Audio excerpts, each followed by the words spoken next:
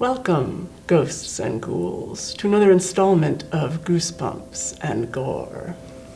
If this is your first time tuning into our program, allow me to explain. Each episode we will tell you about a book in the spine-chilling Goosebumps series, and then use it as an excuse to teach some exciting and super gross things about the human body. This week, our book is in the Horrorland series. It is called Weirdo Halloween. Our tale begins with Meg and Chris, a sister-brother duo enjoying the thrills of the amusement park Horrorland. Or at least, Meg is enjoying herself. Chris is very afraid of the rides, but his spirits are buoyed by the fact that it is the weekend of Halloween, and soon he will be able to trick or treat to his heart's content. The two soon leave Horrorland, but not before a strange old woman gives Meg a creepy doll who looks exactly like her, right down to the clothes that she's wearing. Spooky. Later that night, on the way to a Halloween party, the siblings see a young boy named Bim who is stuck in a bush.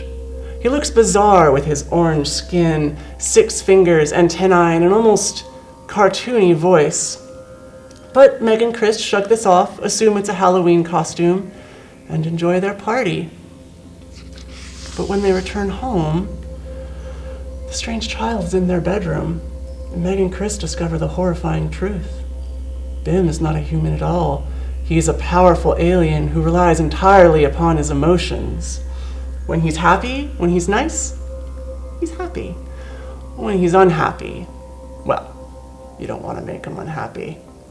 As Bim's mood changes, he shrinks, then he grows, he gains powerful teeth and claws, and a hunger for raw meat. Meg and Chris nearly lose their lives, but they do eventually manage to get rid of Bim. Sadly for them, their nightmare is far from over. What happens next? Well, let's just say that creepy doll Meg was given might be even creepier than she thought. As for the rest, you'll have to read the book to find out. So, in today's terrifying tale, siblings struggle to keep an alien monster happy.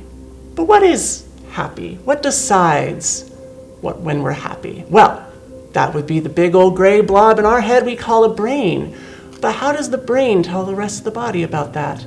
And how does the rest of the body tell the brain important things like, oh, I'm cold, or ow, that hurts?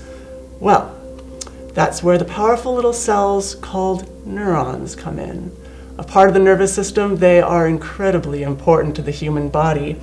And today, we're going to make our own and learn how they work. And since it's Halloween, what better thing to make them out of than candy? We are going to start with a mini Reese's cup. And it should be mentioned that if you do not have candy at home, that is fine. You can use Play-Doh or modeling clay, anything that really works. We start light with a little Reese's cup, although any suitably round thing will do. And then that forms the nucleus.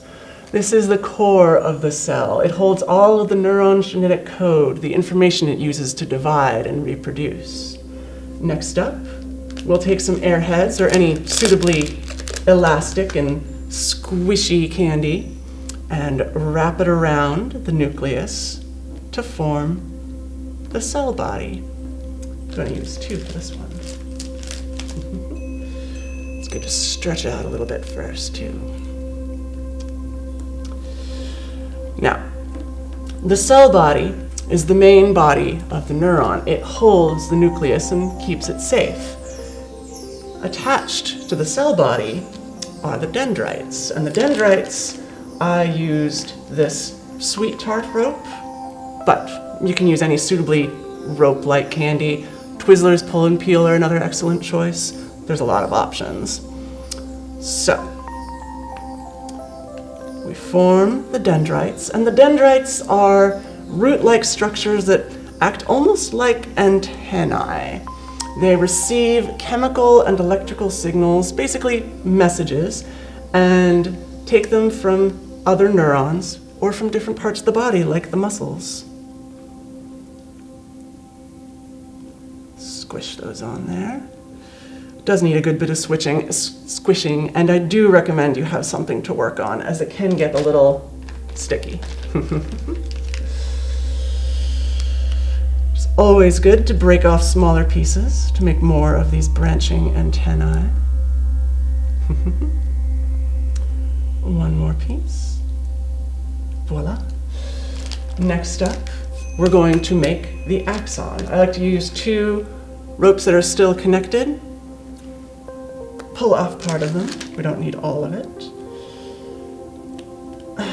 This is the axon. The axon is almost like a cable. It transmits signals from the dendrites all the way to the other end of the neuron. And attached to the axon is the myelin sheath. These are little globules of insulation. They're almost like fat, and they help conduct the electrical signals that are going through the axon. So we'll just take some more rope, stick them on there. This one's being cranky. Stick one more on there. And voila.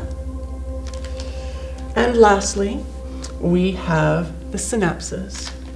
These take the signals from the axon and send them out toward the next neuron, using either chemical signals, use a bunch of different chemical signals in the neuron, or electrical current. We'll use the last of our sweet tart rope. Make sure to press them down well. They don't always like to stay put.